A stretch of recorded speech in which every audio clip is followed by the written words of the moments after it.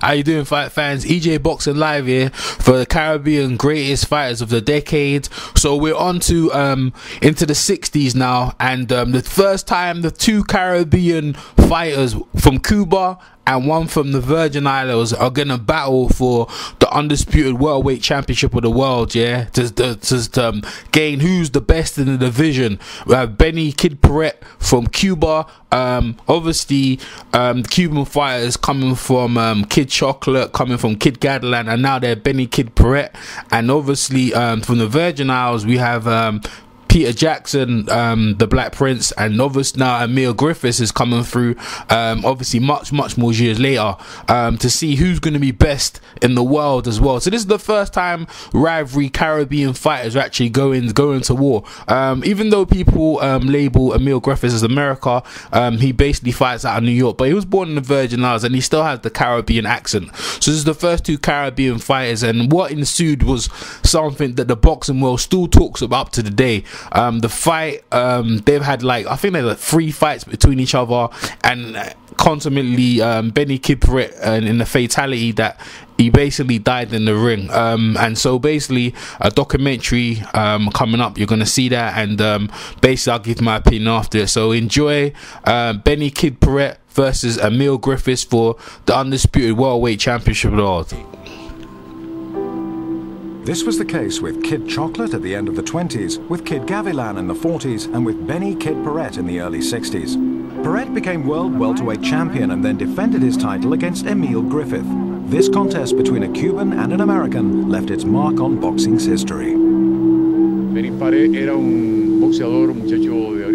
Paret was a boxer who came from very humble origins, from the province of Las Villas in the center of the country. He left for the US, became world champion, and I think it was in '62 there was this last fight against Emile Griffith. I didn't see the fight.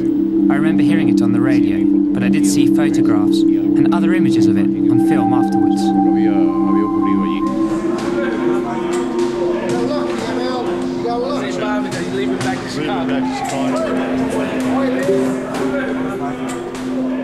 Emile Griffith still goes to Brooklyn's famous Gleason's Gym, famous within boxing the world over. He agreed to talk about that night in Madison Square Garden, a night he'll never forget.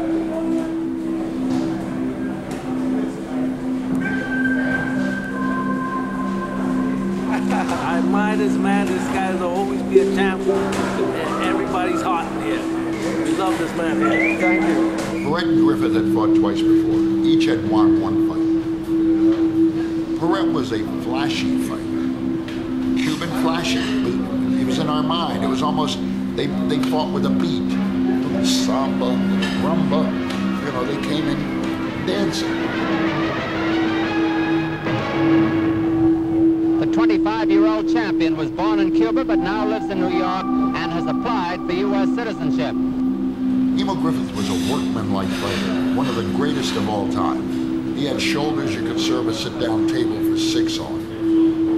And he sort of sculpted down. Introducing from the Virgin Islands and New York City, wearing black trunks, the challenger, Emile Griffith.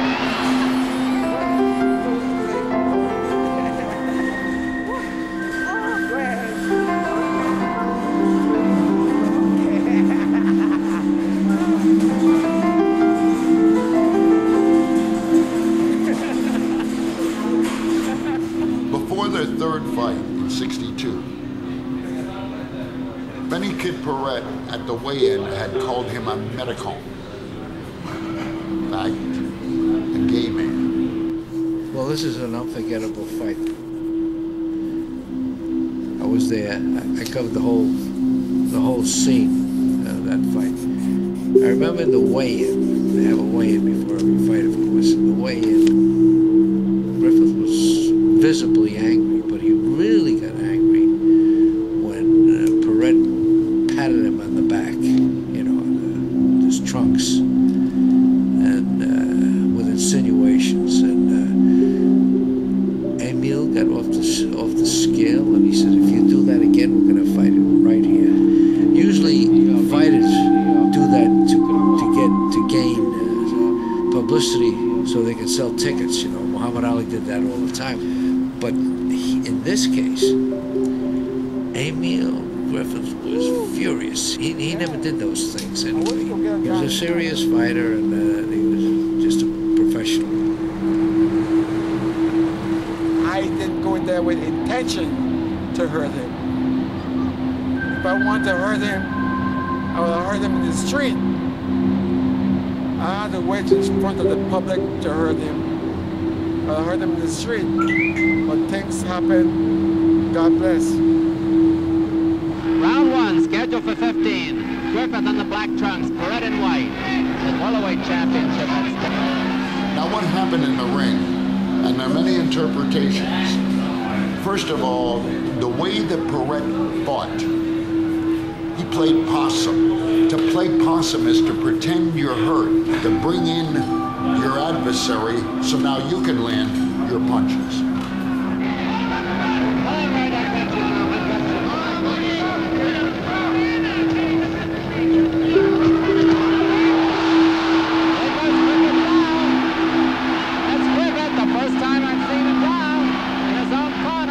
But he was tough, and he made me work. And it was a very, very good fight. I enjoyed it. I was just doing what the man told me to do. That's what my manager is. That's what we have managers and trainers for. And he just smacked me. My manager smacked me and make me wake up and do what he wanted me to do. And I did what I had to do.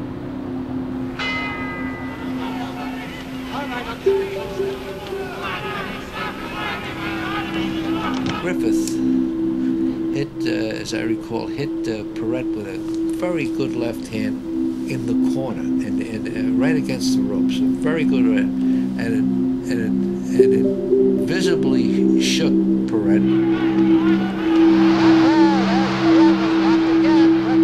And Griffith kept hitting him, but he was hitting him in the corner where the referee could not get around Ruby Goldstein to stop the fight. And after 21, we counted him punches, in which his head was going back. He just slid to the floor with his legs under him. And there was no question, as you watched him go down, this man was a dead man falling. Right against the ropes, almost helpless. A minute to go.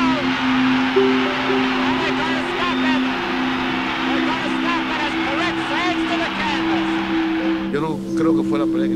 I don't think it was the fight with Griffith that killed him. I think it was the after effects of his previous fight against Gene Fulmer, who was stronger and heavier than him. He came back into the ring against Griffith too quickly, without waiting a reasonable amount of time, and he was still suffering from the after effects of that match. That's why Paret died. He was a victim of professional boxing. The lack of money to live on forced Paret to sign a contract. And over there in the USA, if you don't have money, you die. He didn't realize that by signing it, he was signing his own death warrant. Ruby Goldstein was the referee, an excellent referee, up until that night. I don't know what happened to him. I'm not blaming him or anything like that, but something, he was remiss. Goldstein stopped being a referee, became a spectator, was watching this. Not that he was hoping to have it, but he was, this onslaught, for a fight fan to see an onslaught like that is, well, it's an amazing thing.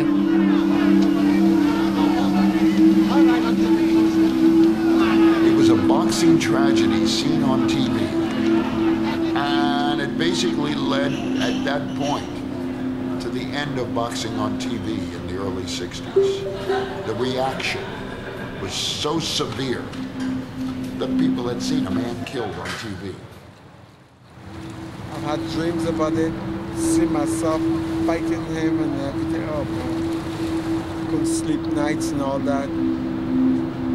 I know they say things happen in the ring, it's not my fault. I understand that because I didn't go in there to hurt the man. I went in there to win the fight, get my little change, and that's it. But then we're going to do our plan.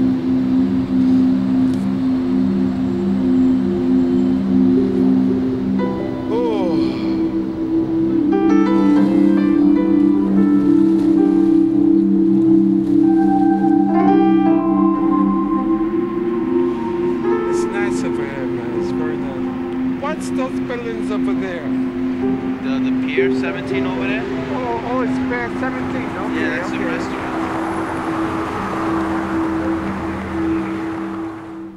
Benny, the Kid Paret, March 14, 1937, April 3, 1962, was born as Bernardo Paret in Santa Clara, Cuba. He was a Cuban welterweight boxer who won the world welterweight title twice in the early 1960s. He also vied for the World Middleweight Championship. Paret's death was due to injuries sustained in a title defense against Emile Griffith. The fight was televised across the United States and the aftermath caused a major controversy. He had a lifetime record of 35 wins, 10 knockouts, 12 losses, and 3 draws. Paret won the welterweight title for the first time in 1960 by defeating Louis Federico Thompson. In his first defense of the title, Emile Griffith knocked him out in the 13th round on April 1, 1961. Paret recaptured the crown on September 30, 1961 in a split decision over Griffith. Barely 2 months later, Paret took on middleweight champion Gene Fullmer and was knocked out in the 10th round, being behind on all 3 judges' scorecards. Although Paret had been battered in the 2 fights with Griffith and the fight with Fullmer, he decided that he would defend his title against Griffith 3 months after the Fullmer fight. Paret Griffith 3 was booked for Madison Square Garden on March 24, 1962, and was televised live by ABC. In round 6, Paret nearly knocked out Griffith with a multi-punch combination, but Griffith was saved by the bell. In the 12th round of the fight, Don Dunphy, who was calling the bout for ABC, remarked, "This will probably be the tamest round of the entire fight." Moments later, Griffith backed Paret into the corner and unleashed a massive flurry of punches to the champion's head. It quickly became apparent that Paret was dazed by the initial shots and could not defend himself, but referee Ruby Goldstein allowed Griffith to continue his assault. Finally, after 29 consecutive punches which knocked Paret through the ropes, at one point Goldstein stepped in and called a halt to the bout. Paret collapsed in the corner from the barrage of punches, initially thought to be from exhaustion, fell into a coma, and died 10 days later at Roosevelt Hospital in Manhattan from a massive brain hemorrhaging. Benny, Kid Paret was buried at St. Raymond's Cemetery in the borough of the Bronx in New York City. The last fight between Paret and Griffith was the subject of many controversies. It is theorized that one of the reasons Paret died was that he was vulnerable due to the beatings he took in his previous 3 fights, all of which happened within 12 months of each other. New York State boxing authorities were criticized for giving Paret clearance to fight just several months after the Fullmer fight. The actions of Paret at the weigh-in before his final fight have come under scrutiny. It is alleged that Paret taunted Griffith by calling him Maricon, Spanish slang for faggot. Griffith wanted to fight Paret on the spot but was restrained. Griffith would come out as bisexual in his later years. But in 1962, allegations of homosexuality were considered fatal to an athlete's career and a particularly grievous insult in the culture both fighters came from. The referee Ruby Goldstein, a respected veteran, came under criticism for not stopping the fight sooner. It has been argued that Goldstein hesitated because of Paret's reputation of feigning injury and Griffith's reputation as a poor finisher. Another theory is that Goldstein was afraid that Paret's supporters would riot.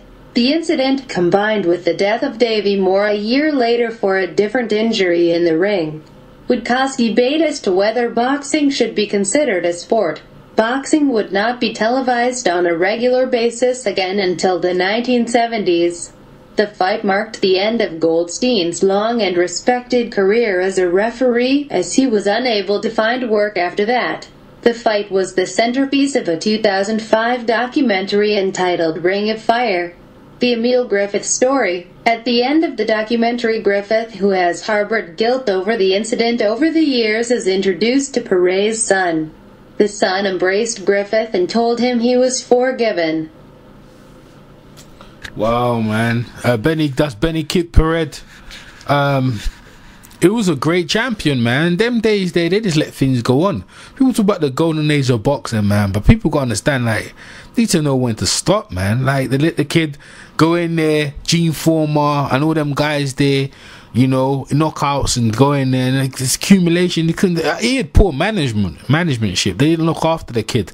He was a great fighter, but they didn't look after him. As you could have heard, he had Emile Griffith down before Emile Griffith landed that 29 punch combo, which just finished him into a coma and helped him to die. But I think it was the punishment he took from Gene Former before, man. That fight was ridiculous, man. It's murderous, man. So that's Benny Kid Paret and Emile Griffiths put on a great fight for the fans and stuff like that. It's a shame it ended like that, and the referee Ruby Golston ended up retiring after that horrific bout. And the thing is, yeah, like in boxing these days, like with Nick Blackwell and Chris Eubank Jr., sometimes things just go too far. Everyone gets involved in it, you know, it's a spectator. Remember, it's an entertaining fight. But as you could see with Emile Griffiths and Benny Kid Paret, like that, it was just unnecessarily, man. The guy was finished, and I think it was Emile Benny Kid Paret was saying about Emile,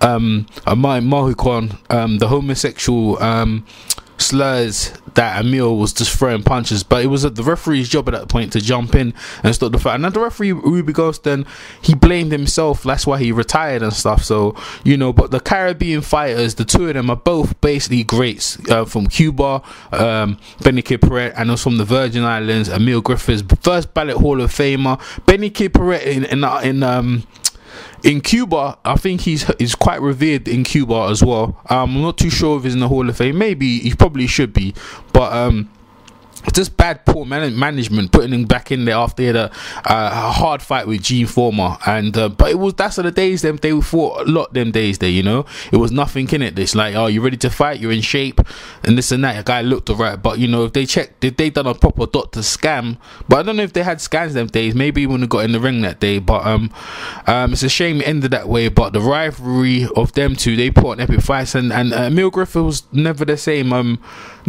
properly in these years, even though he picked up the middleweight belt later on, you know, in his career. He's a great fighter.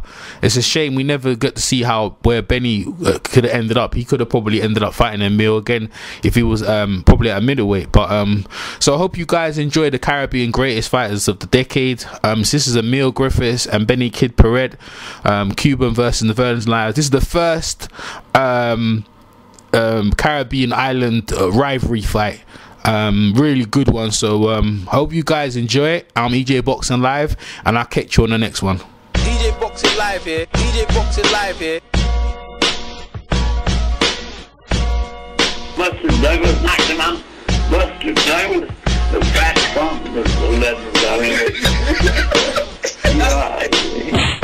Yo, this is Chris Caban chilling with my man EJ Boxing Live, one of the hottest, dopest boxing channels on YouTube. Check them out. Boxing beat some rounds on the EJ Live YouTube channel. And Thea was the number 10 rated contender, and he had never been knocked down. And Sonny destroyed his mouth. Thea lost most of his teeth, basically with 1 or 2 left hooks. Oh shit, boy! What was look at kids sleeping like Manny Pacquiao? EJ Boxing Live here. EJ Boxing Live here.